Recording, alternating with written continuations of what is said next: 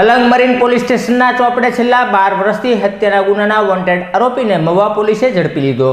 ગત તારીખ 11/12/2013ના રોજ અલંગ મરીન પોલીસ સ્ટેશન ખાતે હત્યાનો ગુનો નોંધાયો હતો, જેમાં 3 ઈસમો વિરુદ્ધ ફરિયાદ નોંધવામાં આવી હતી, જેમાંનો એક આરોપી રામનાથ પાસવાન છેલ્લા 12 વર્ષથી વોન્ટેડ હોય, જેને મહુવા પોલીસે ઝડપી લઈ ધોરણસરની કાર્યવાહી હાથ ધરી હતી।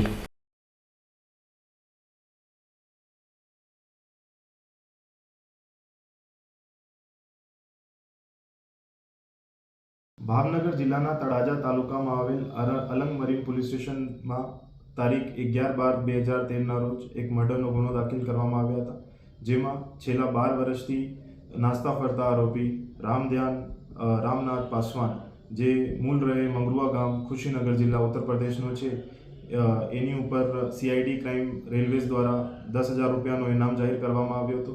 એને ગઈકાલ એ જે આરોપી છે 12 વર્ષથી નાસ્તો ફરતો હતો, એને મહુવા ડિવિઝન સ્કોડ નાસ્તા ફરતા ટીમે ગઈકાલના રોજ તળાજા તાલુકામાંથી પકડી પાડ્યું છે।